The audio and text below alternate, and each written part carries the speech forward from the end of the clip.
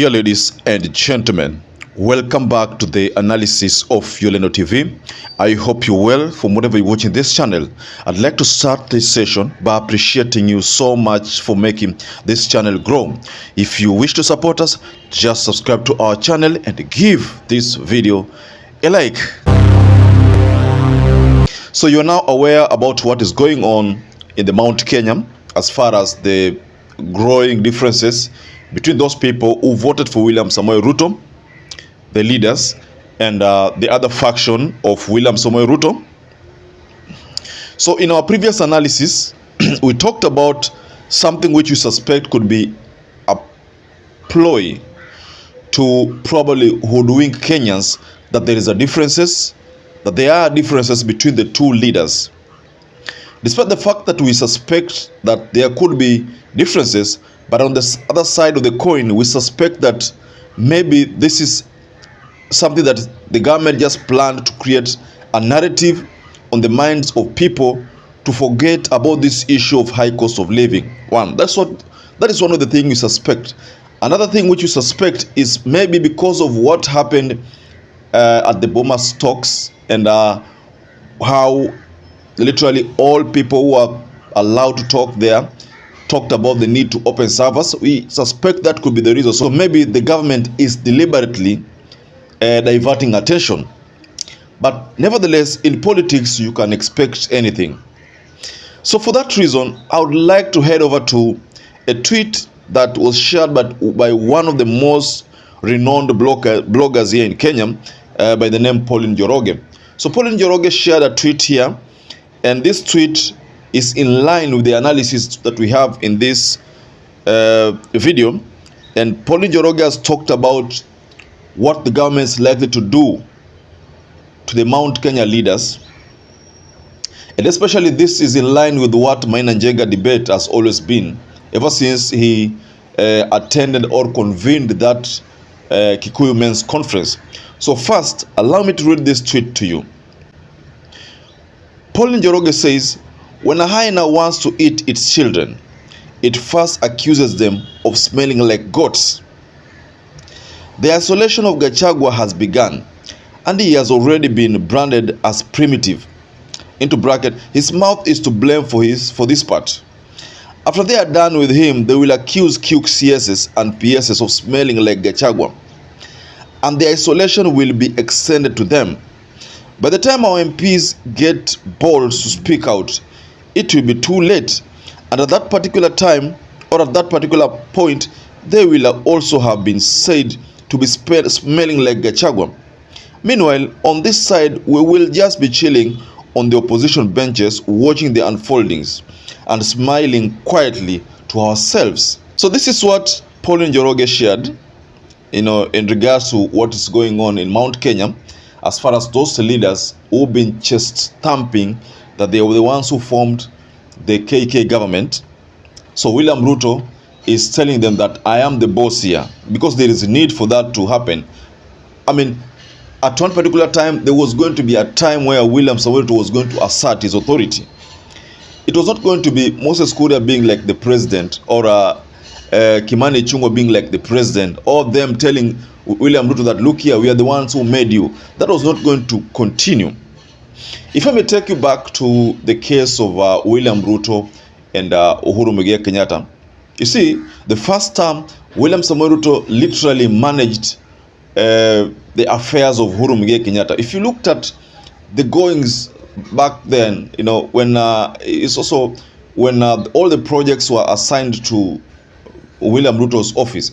If you remember that time, if you are very, very keen on the politics of Jubilee or the politics of Kenya, then that time ilikuwa kusema na kutenda ni Ruto. When they made any state house pronouncements, you would see President here, William Samoei Ruto here, if both of them would be on a red tie. If they were on a blue tie, both of them would be on a blue tie. So it was like two presidents, leading the country.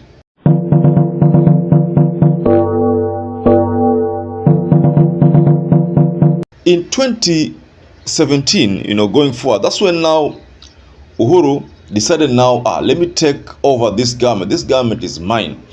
I have to run it. So that is the time we realized that there was this differences grew between Uhuru and Ruto. Those projects which were assigned to Ruto's office were taken back to the president's office, and then the president could coordinate all the projects from his office. You remember that history very well. So what we are going to see, or what we are likely to see, or what we are seeing now, is exactly what Pauline Njoroge is saying. And she started by saying, when a hyena wants to eat its children, it first accuses them of spelling like goats. So what William Ruto did while in Siaya County was literally trying to isolate GACHAGUA, you know, and branding him as primitive. And that's what Pauline Njoroge says here. You know, when a hyena wants to eat his children, it first accuses them of smelling like goats. So Rigathi Gachagua was literally told that, look here, you smell like goat, you know, and as a result, you are primitive. I mean, that is what William Ruto said, but he didn't mention directly that it's Rigathi Gachagua, though we know that the person who has been propagating the narrative of shareholding or Kenya being a corporation is Gachagua. He's the first person who brought that narrative.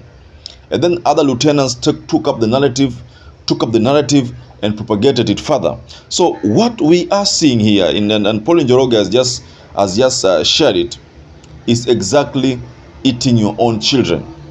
So what Pauline Njoroge says is that William Ruto is going to eat his own children. And because he's going to hit his own children, and it's not the children like, I'm not talking about Charlie Ruto, I'm not talking about the biological children, I'm talking about politically. Or when a hyena wants to hit its children, it first accuses them of smelling like goats, you know. So that's what happened. This narrative by Pauline Njoroge leads us to this question as to whether you think Kenya Kwanza will hold to 2027 peacefully. If you do, just go below the comment section and tell us what you think about that. If you don't, also just go below the comment section and tell us what you think about that. But I believe, personally, I believe that all is not going to be well going forward. In fact, all is not well right now.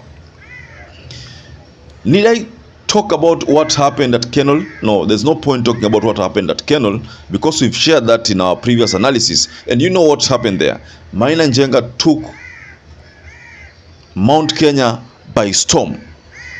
And what followed also, Sabina Chege's position, Sabina Chege loses her position as a minority whip.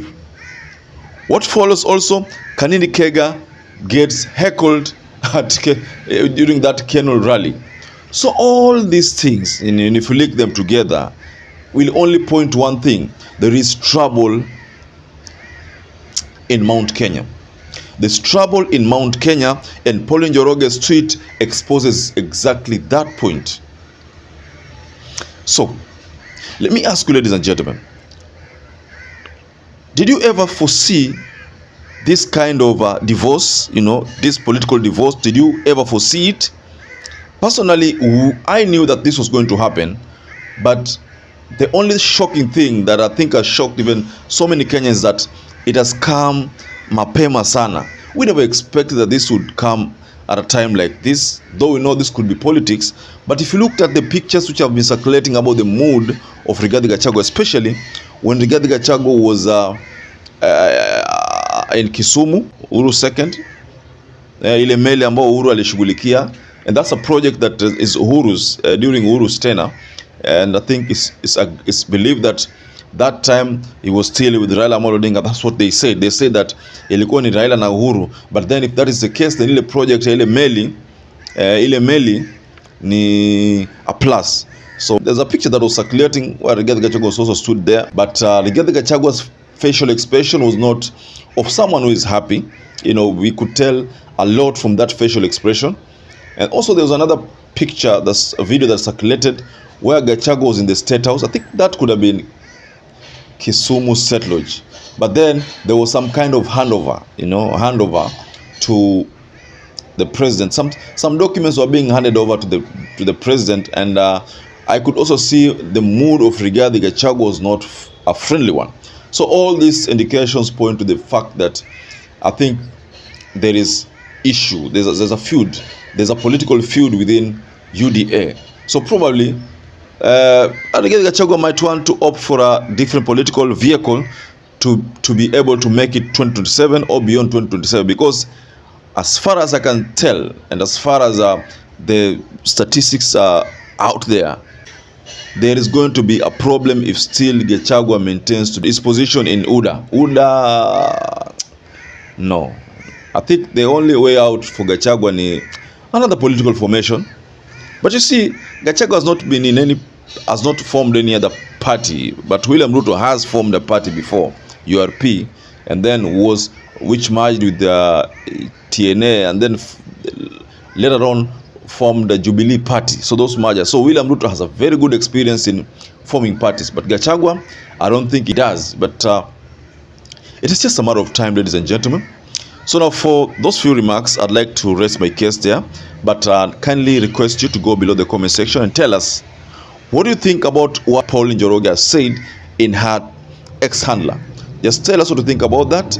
And also, to those people who have not subscribed to this channel, I'd like to urge you to subscribe to this channel, give this video a like, and don't forget to hit the notification bell so that every time I upload any video, you will always become the first person to get notified. So now, ladies and gentlemen, stay safe and stay blessed until we catch up again in our next analysis.